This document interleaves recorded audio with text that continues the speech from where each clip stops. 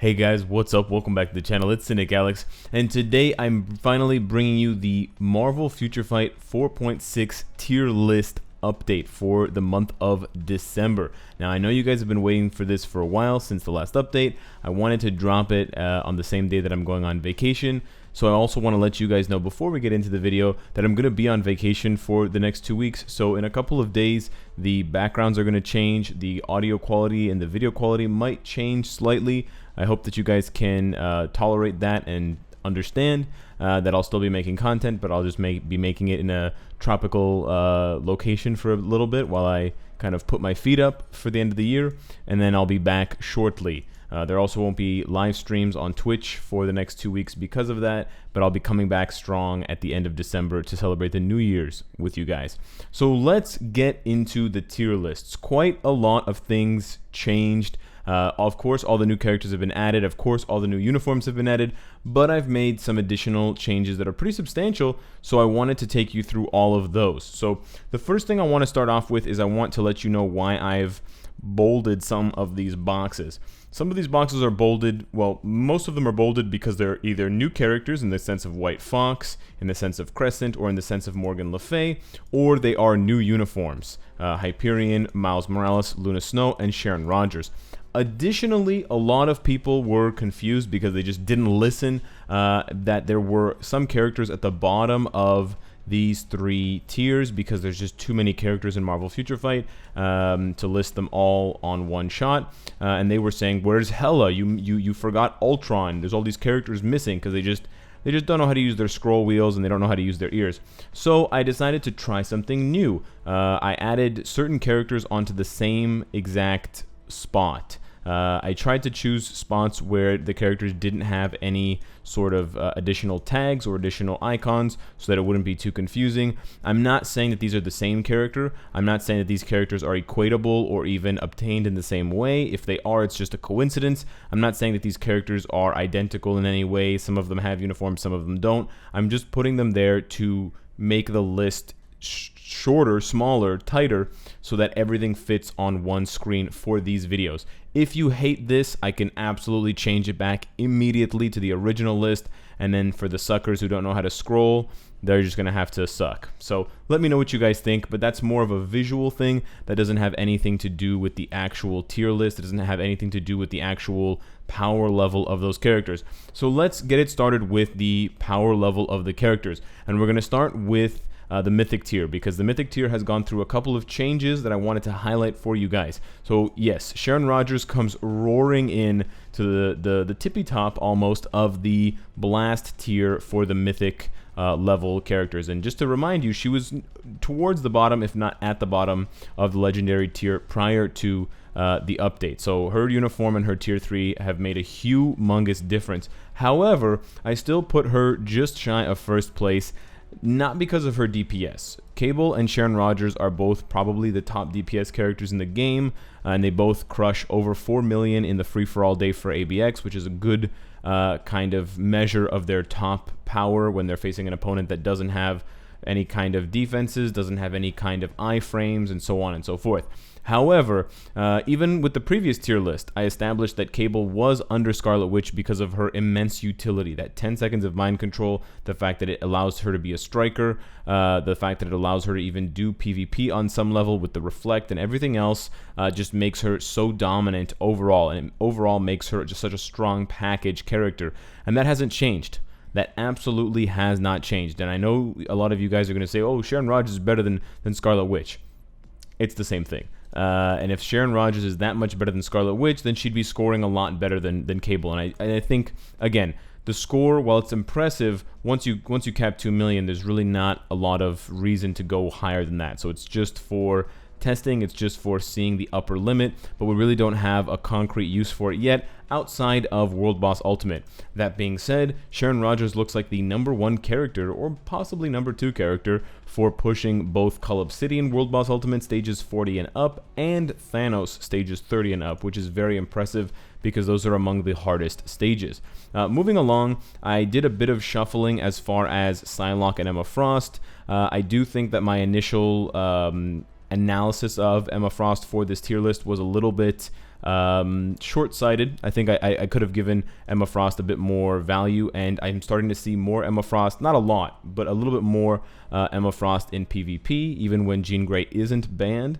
So with that being said, I do think that her stock does rise a little bit, as opposed to Psylocke, who I'm seeing less of in PvP and seems to be easier to kill, therefore less useful. And because Emma Frost can push basically the same stages of Ebony Maw for me, now that I have a damage proc, kind of 50-50, and because she's a bit more consistent than Psylocke, because Psylocke is basically you make a mistake, you die. I think that she deserves to be a few stages higher. It's an interesting conversation between these two characters. I want to hear what you guys have to say. And then finally, the other big change to the Mythic tier for blast types, because combat, speed, and Universal did not change this update, is the introduction of Gambit and the extraduction, the goodbye, of Doctor Strange. We moved Doctor Strange down to Legendary tier because I feel like Doctor Strange is kind of the blast version of Spider-Man.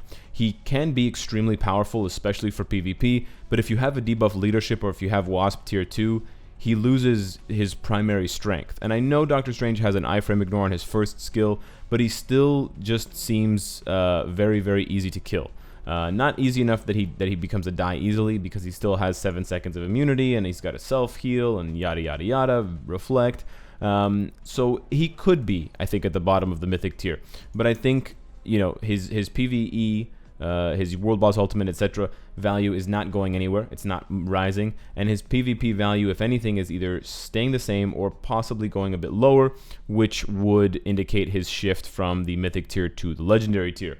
Finally, the reason why Gambit's on this list, and honestly the reason why I want to move Gambit up, I want to move him up past Jean Grey into this territory, is because of his flexibility. Now, he has basically zero value for PvP. I understand that. He's not even very good at ABX. However, he can do, listen now, every single World Boss Ultimate stage 40, except for Thanos. Thanos I haven't been able to test past stage 25, but for Proxima, Corvus, Cull Obsidian, and you guessed it, Ebony Maw.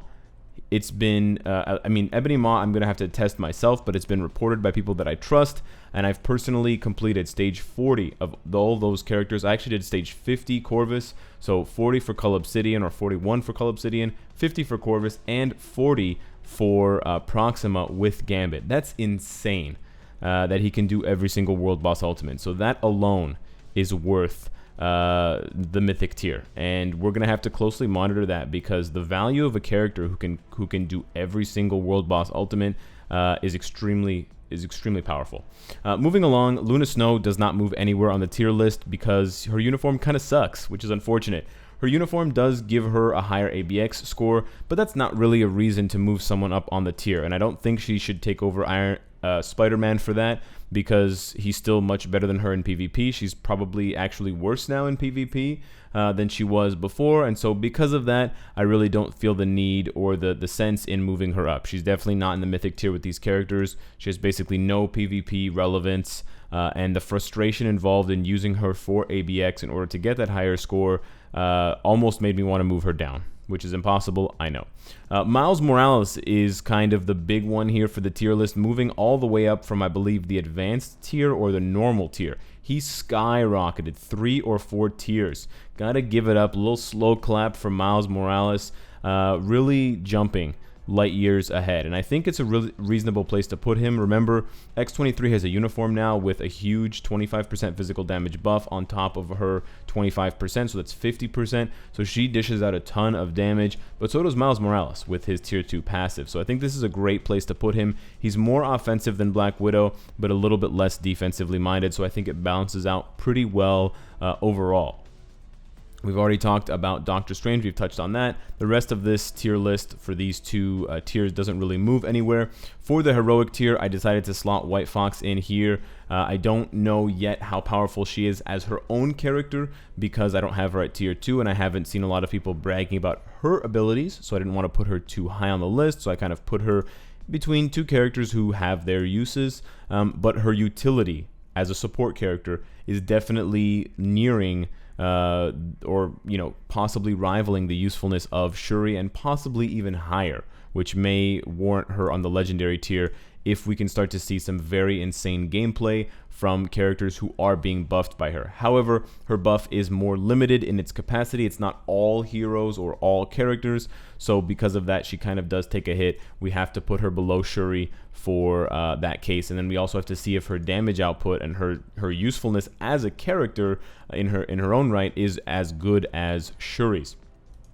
Crescent, honestly, I kind of wanted to put her over with Killmonger in the rare tier, but I decided to put her at the bottom of the heroic tier with the included tags of low DPS. She's just not really a fantastic character, and her leadership, I understand that it's good, but it only applies to combat types, which really means it only applies to a handful of characters that you would want to use it on anyways, which is kind of frustrating.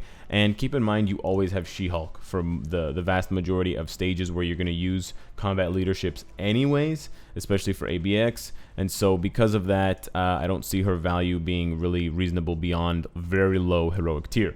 Then here at the bottom we have Hyperion. Yep, another one like Miles Morales that took a huge jump. I believe he was in the advanced tier, so he jumped up 2 tiers.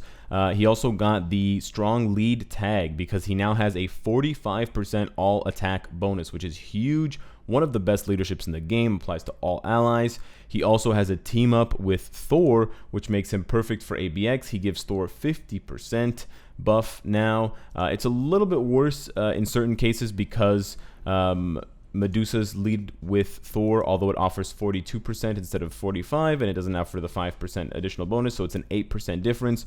Medusa's team-up skill with Thor allows Thor to do his 5th skill, which is by far his best, whereas with Hyperion, he does usually his 2nd skill or his 4th skill, which is definitely not as good DPS-wise. So that may be why you're not seeing as much of a jump in your score for ABX using Hyperion over Medusa, but we still have to respect the rework. We still have to respect the Hyperion. Being able to clear stage 30, 35 of World Boss Ultimate is definitely heroic enough to be deserving of this tier. And then we have Morgan Le Fay there as well, and I put her under Odin and Dormammu just because I don't really see her relevance in PvP, and while her damage is probably lower than both of theirs, it's still respectable. She has some meta attributes that could be exploited in the future with a uniform that can buff her damage, like all defense down. We know how insanely powerful that can be with characters like Deadpool and Gambit, and so because of that, I think she deserves to be where she is. She's probably a little bit better overall than Satana, possibly worse damage, but possibly overall better utility. She's a universal, she's a villain, and she has different skills: heals, a revive, clones. She's kind of got the full package as far as the skills are concerned. Beyond that, there isn't really much to discuss about the rest of the tier list. It's remained basically the same. The only thing that's changed in a way is the aesthetics. So again, I want to let you guys know that these are being done just to condense the list. It's not any kind of commentary on any of these characters. They're not sharing any special buffs or anything like that. It's just done for aesthetic purposes. If you don't like it, I will reverse it. Additionally, I know I missed quite a few of the tags on the previous list, the first list, so I did go over all of your YouTube comments and I did add in all of them. You guys told me things like Werewolf Heal, and I forgot a leadership on Ironheart and things like that. So I wanted to thank you guys for being so eagle-eyed and paying close attention to the tier list. Let me know what you guys think of this new list. Let me know what you think of the new additions to character uniforms, new characters, and some changes to existing power levels for characters as we continue to explore their value in the game. Hit me up in the comments, subscribe if you enjoy the content and you want to support me, and of course, if you like what you see, I hope to see you again tomorrow. Take care.